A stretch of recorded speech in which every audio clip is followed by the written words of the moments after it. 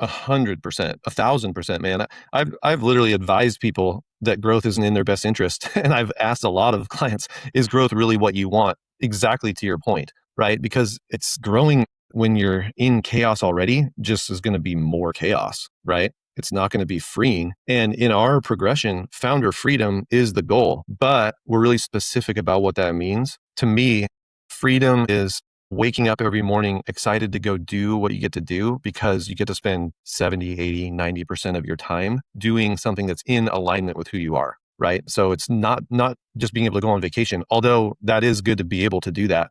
To leave for a month and not have your business fall apart, right? That's important. But most people want to spend most of their time actually being productive in their business. It's just, what does that look like for you on a day-to-day basis? So yeah, the objective is freedom. The way to get there is clearing up the operational chaos. Welcome to Success Leaves Clues, the podcast where we interview business owners on how they built their businesses and the hard lessons they learned along the way. My name is David Swin, and I'm a business coach and the founder of Purple Circle, where we help business owners achieve their first 6-figure, 7-figure, and 8-figure year, all without sacrificing their quality of life. Before becoming a business coach and before founding Purple Circle, I started and scaled several 7- and 8-figure coaching businesses and have been a consultant at several businesses doing over $100 million each, including some that are publicly listed and doing over $1 billion each. In every episode of the podcast, you're going to learn lessons that took our guests years to learn, and you'll be able to learn that in minutes. No matter if you're a new business owner or an established business owner, every episode is going to give you the clues in order to elevate your business.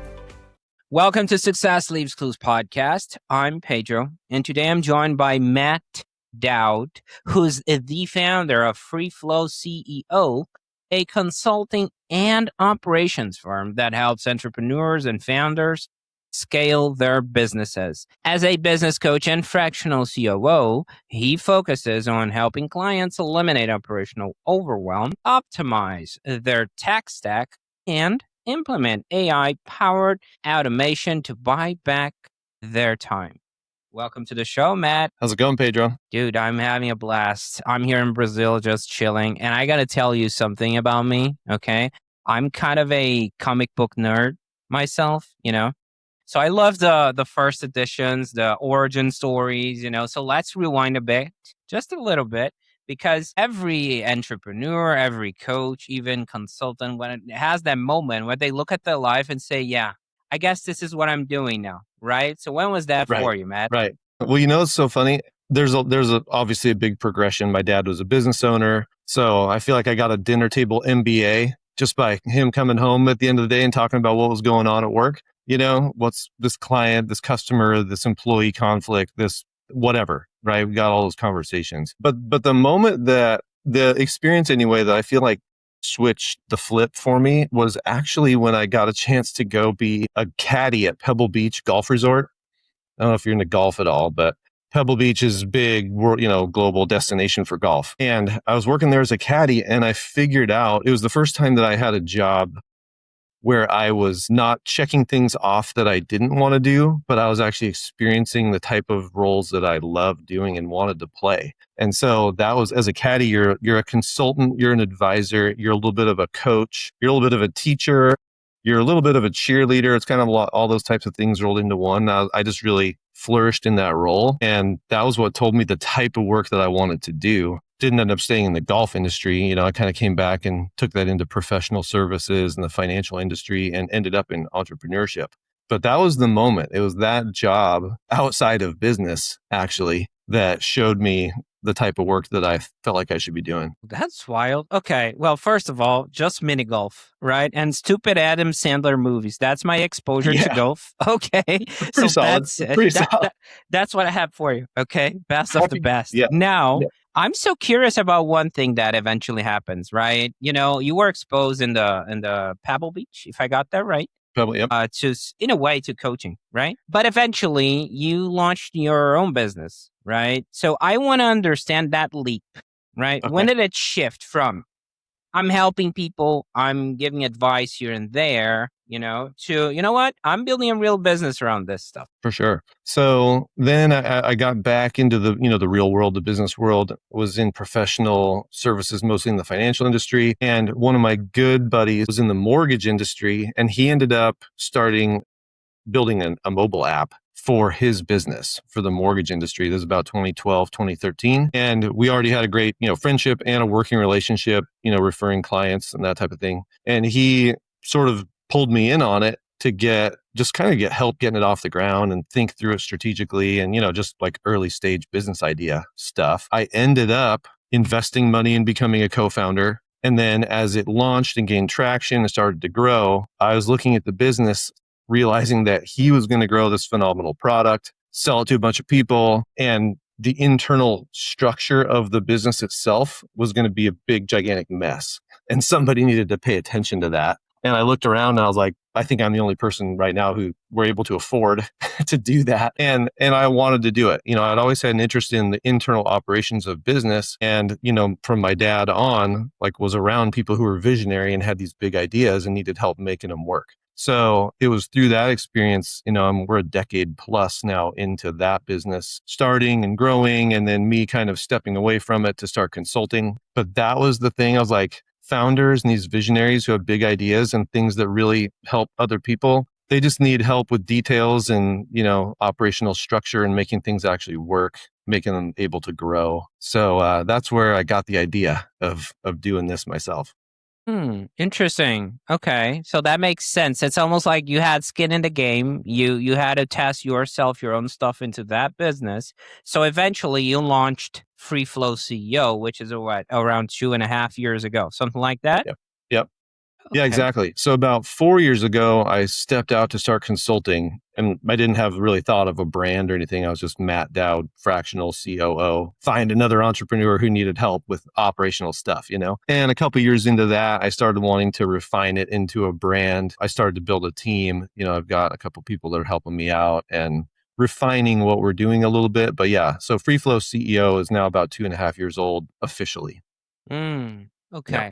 Now, there is a part that I really like to ask for other entrepreneurs, and specifically on, fractional COOs, consultants, and even coaches, which is the fact that we end up serving different types of folks right now, considering if we're comparing the early days, right? Sometimes in the early days, what happens, I'm not saying it happened to you, is that we're just trying to make ends meet. We're trying to see if this is going to land, and we're trying to help everyone, right? Not saying that happened. I'm just saying out loud. It did. Okay. Oh, so yeah. my question to you is, can you walk me through the evolution of who you started serving, in the early days, and who do you serve now, Matt?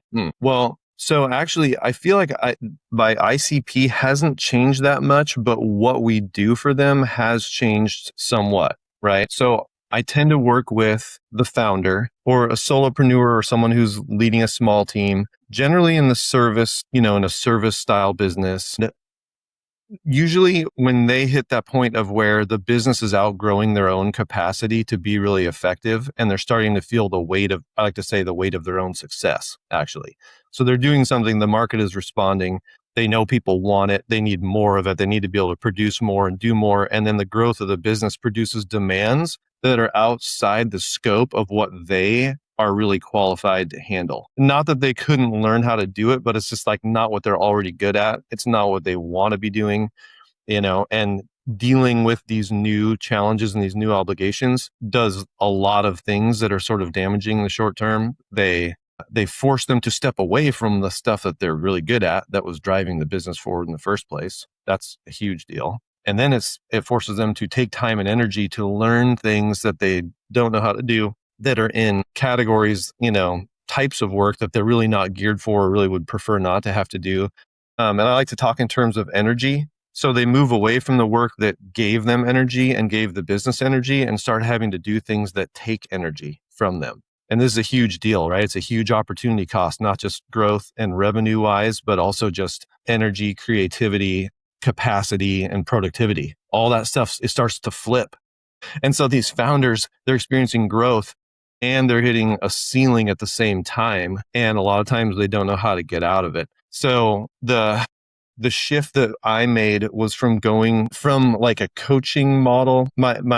My philosophy with my co-founder of the software company was always like, my role is to take everything off of his plate that doesn't have to do specifically with growing the product and growing our client base. right? Like he's growth oriented. I am internally focused, and I just want to protect his time and his energy and his focus from having to deal with that stuff as much as I possibly can. Okay. So I brought that attitude into the consulting. And what I found though is I kind of got into more of a coaching track, and there's like a subtle distinction, but here's what a meeting would look like. And here's why I made the shift. So in a coaching session, I found a lot of times I would, we do strategic planning and say, here's what's most important. Okay, now here's your sort of assignments. Go do these things, XYZ, right? ABC. And then 2 weeks later, we would meet again. I'd be like, okay, how's it going with this? How's it going with this? And like, oh, I just didn't really get to it because everything's so busy. Is that relatable? Like, have you heard that before? 100%. It's about managing the chaos in a way internally,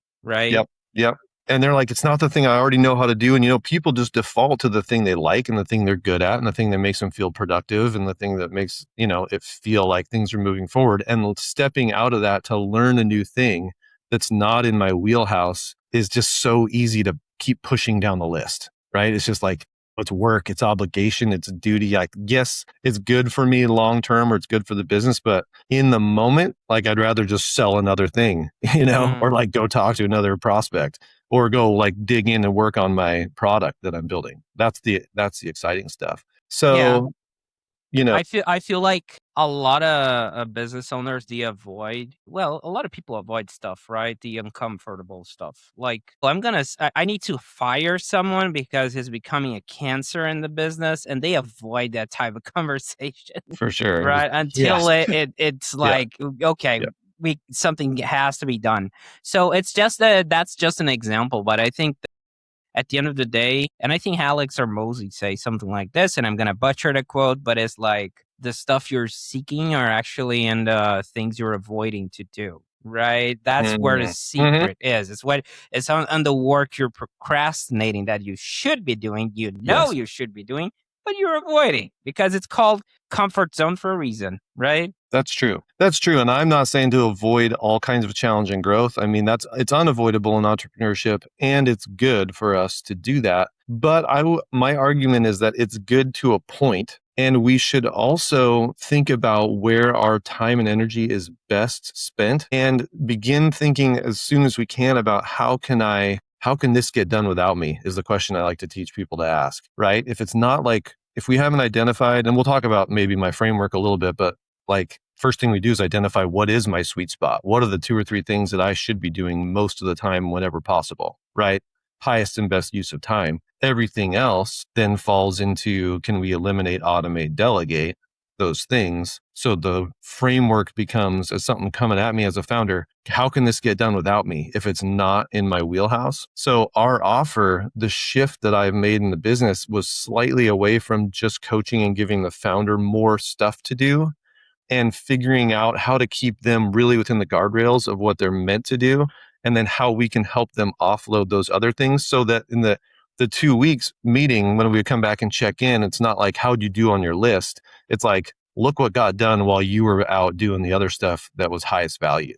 And we started being able to show them, boom, boom, boom, we checked this stuff off for you. And you didn't even have to train us how to do it. Like if you hire a VA, that's a lot of people go to that a lot of times first, and it's insufficient because they don't have a system or a thing to plug the VA into. So they end up having to spend more time trying to train the VA than they do just doing the thing. And it becomes a frustration. So with us, it's like, we took that off your plate. We understood how to do it. You didn't have to teach us how to do it. We got it done and we built it as an automation now. So it's just going to flow in your business. The whole time you were over there doing higher value, high productive stuff that didn't drain your energy. And I mean, the look on the founders' faces when that kind of stuff starts to happen is really like what energizes me and fuels me to keep doing it, because it's just huge relief, huge satisfaction, all that kind of stuff. Yeah, dude. At the end of like my own personal background, I was a consultant here in Brazil for Ernst & Young. And what you're telling me, usually what consultants do is the time audit, which is supposed to create awareness on where they're spending their time and where they have low, high value activities versus low value activities. So that's the get go. You understand that we build a plan, we delegate, eliminate, and I've used that same framework. That's so funny. Yeah. But yeah, Yeah. 100%. I get you. Now, Matt, I want to do a quick game of pretend here. Okay. Okay. I Yep. want to pretend I'm your ICP, your ideal client profile. I am a solopreneur. Okay. I'm leading a small team, right? Service-based style business, that kind of stuff that you help. So, first question for you, since I'm that guy, how would I be able to find your business and marketing wise? Yeah. Well, it's funny. I just got found on ChatGPT for the first time the other day. And I was super pumped about that because the guy was searching and it recommended us. It wasn't just we were just on a list. It was like FreeFlow CEO should be your first call. And he called us and became a client. That was pretty awesome. So that's one. We know you can find us there. We have a social, we do a little bit of stuff on Facebook, but I've created a YouTube channel. So just FreeFlow CEO on YouTube where, we've done like our thought leadership stuff. So just conversations that I'm having, you can kind of hear the way we think and talk about the way we approach business philosophically. And we're building up a little more of a training library there too for people to like get X's and O's on the platform that we help install. But so YouTube, Facebook, a little bit. Our website is a great spot, freeflowceo. That has a little more comprehensive look at what we're doing. Okay. So, Matt, let's pretend I'm still that guy. Okay. Okay. So Yep. I was talking with ChatGPT. ChatGPT told me, hey, you got to look for Matt. Or I was looking at your YouTube channel, the Facebook, or even your website, right? And I was like, this guy seems cool. And then I reach out, okay, on this game of pretend. And I'm like, hey, dude, would love to know more to work with you. We can speed up a little bit, quick rundown on the sales process. We can settle that there is alignment. No problem with that. Or if you want to add a note there, totally fine too. But the real question here is like, could you give me an understanding of how does it look like to work with you guys? Is it a one-on-one, one-to-many? Just a little peek behind the curtain for those who are listening to have a grasp of how the onboarding looks like. Yeah, for sure. So we about a year and a half ago, we launched our business accelerator. And it was an answer to the question. I did a survey and I just talked to a bunch of business owners and it was like, what are the biggest constraints and frustrations in your business? And pretty much across the board, money was obviously a big constraint, especially for the solopreneurs and early stage companies, right? And then also the time and energy of having to learn new things all the time and figure out how to implement. Those are the two big ones. So we launched the accelerator that is a mixture of do-it-yourself stuff or kind of guiding and coaching how to do this stuff yourself. But then there's a big element of done with you. So we have a community office hours where people can come and get help with whatever they're working on. And then we throw a little cherry on top of done for you, where we take one little project or task off your plate every month and just get it done, install it, and boom, it's done. And that's at our entry level engagement. Okay, so we've made it very affordable. It's less than the cost of hiring a VA. And that's what you get, the software platform and that done with you and done for you element added in. The onboarding would then look like we're going to spend a little bit of time, obviously getting to know you and figuring out your sweet spot. A lot of founders are similar, but none are obviously the same. We like to use Working Genius. Are you familiar with the Working Genius framework at all? No, not at all. Okay. It's a personality type of assessment, but what it lets us know is what types of work energize you and what types drain you. That's what it's really mostly about. That's why how it's really useful for us. And then we'll do something called our not to do list, which is the time audit like you were talking about, right? But it's like, let's identify the 2 or 3 things that you should retain and identify the 99 other things that, that should go. And we look at it a couple ways. One is economically, like how much would it cost to hire somebody to do this, and compare that to your own effective hourly rate as a founder, right? Like what are you paying yourself or what's your time worth? And then we also look at it subjectively, like how much do you hate this? So if you hate it a lot, it goes higher up the list, right? If you can tolerate it, we look at the money factor and we look at both. And then we prioritize what things should we work on replacing for you or automating for you. And then we go into that. So we talk about installing, we look at consolidating the tech stack. We have preferred software that we control and implement that a lot of times saves people money and consolidates everything into one place or a lot of things into one place. So that's kind of the process. It's diagnose, then prescribe, and then begin implementation. And then we have, that accelerator group is for people who, on a budget need to kind of move slowly. And then we have packages to install faster, like more of a one-on-one engagement. Okay, awesome. I'm trying to wrap my head around your ICP and the things you do to help them. And one thing keeps coming back to me. I was a high ticket sales closer for a landscape business coach. And sometimes I was having those conversations and I was like talking about growth and ended up realizing most founders, and at least the ones I talked to, they were not looking for growth because they were like working 60, 70 hours a week. Yep. Right. And Yep. sometimes they were so into the weeds, literally in that case, For real.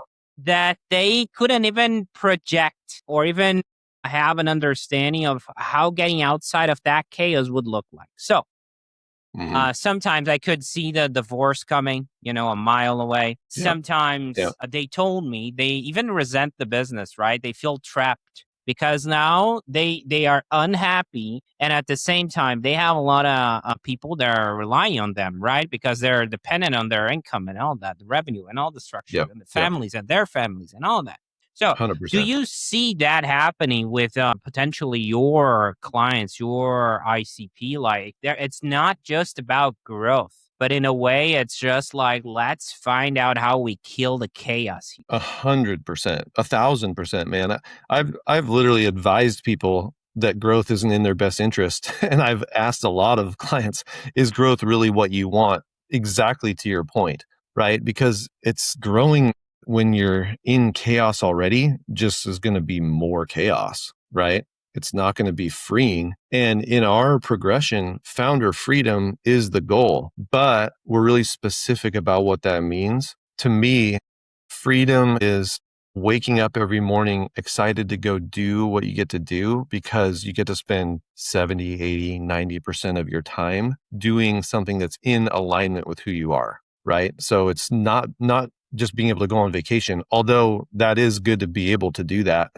To leave for a month and not have your business fall apart, right? That's important. But most people want to spend most of their time actually being productive in their business. It's just, what does that look like for you on a day-to-day basis? So yeah, the objective is freedom. The way to get there is clearing up the operational chaos, and then growth can happen. And, you're always going to hit those, the valleys and the dips and the mountain peaks and all that kind of stuff when you're growing, but to be able to grow sustainably and not have it, the weight of it just crush you. So yeah, 100% agree with that. Okay. So you mentioned freedom, and I'm going to throw you a curveball here. I know it's a curveball because I've been feeling that in my skin too. I'm a coach as well. I have my own business. Here it goes. I see a lot of coaches out there advocating against burnout, advocating toward setting up boundaries, and coaching or as a consultant, whatever rocks your boat. Sometimes when we become business owners, it's something that we love doing, right? In a way. And like for me, myself, I was in corporate, a banking consulting firm. And when I clocked out, I clocked out. But as a business owner, turning the switch off is not as easy. Okay. And the work also, it's way more fun, right? So your work seems pretty hands-on. So for you, specifically you, how do you think about capacity so you don't stretch yourself too thin, I mean, yeah, that's a good question. And that's that shift we made, fractional COO is like me getting entrenched in a business and essentially becoming a part-time employee in someone's business. I've started to make the shift. Well, we've made the shift and we've started to approach it like, I don't want to be so entrenched in every aspect of the business. I want to be more like, actually, I've been referring to myself more like a heart surgeon. So it's like you diagnose, we make the plan, we do the surgery, and then there's just some long-term maintenance, but it's not like the surgeon doesn't show up, you're not checking in with them every couple of weeks, right? It's hopefully never again, but in a year, we're going to see how you're doing, that type of thing. Now, I'm not saying that we disappear for that long. Like we support our clients, in an ongoing manner, but it's just not this like really active thing. So we onboard. It's like a lot of times we onboard at the accelerator level. Then people are like, I need more. And so then we do a package and install some stuff. And then we come down the ski slope on the other side of it. And then it's back into maintenance mode and, build something else later if we need to. But that allows us to build up a recurring revenue in our business, frankly, by having long-term clients that we support. but without being hands-on all the time in everybody's business. It comes in shorter spurts. Okay, got it. Now, I would love for us to shift gears real quick for a second, okay? Because you're mentioning, your business and what's happening right now, and I'm curious about future a little bit. So, where are you taking all this? Matt, looking ahead, where do you see the business going? I mean, right now we're just trying to like grow our user base, and add 5 to 10 clients every month that we can onboard and help them get, things built and installed and, get an understanding of the roadmap for themselves that we can work on together. And so I'm trying to grow it right now. Our goal is to get to 100 members of the accelerator community. That's just kind of my first goal that we're shooting for. Long term, I mean, as long as the work is enjoyable for us and for me, and I like, this is the type of thing that I want to be doing. So I don't really see myself looking to exit it necessarily. I mean, that's not the goal. I just want to grow it in a sustainable way. So I don't fall victim to the thing that my own clients are already victims of, right? Which is getting buried by their own business. But yeah, so I mean, I'm looking to grow it to that level and then kind of evaluate and see where we're at from there. Awesome. Okay. Yeah.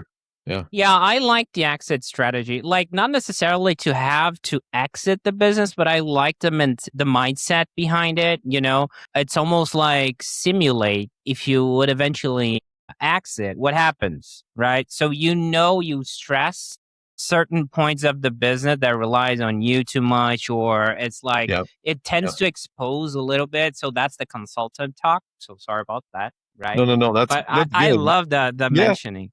It's good to think about. I mean, I was just working through like, an org chart sort of like roadmap for ourselves. Like, what are the next areas that I want to bring people in to remove myself up another level, and to detach. And there definitely are some, for sure. Like we're doing quite a bit of it in-house or like on our own little small team. So I could see like more of a robust marketing department and more technical implementation. So getting some engineering savvy, building that team up a little bit to be able to install more things faster. Yeah, things like that. So I'm looking to grow those teams over the next couple of years. Awesome. Okay.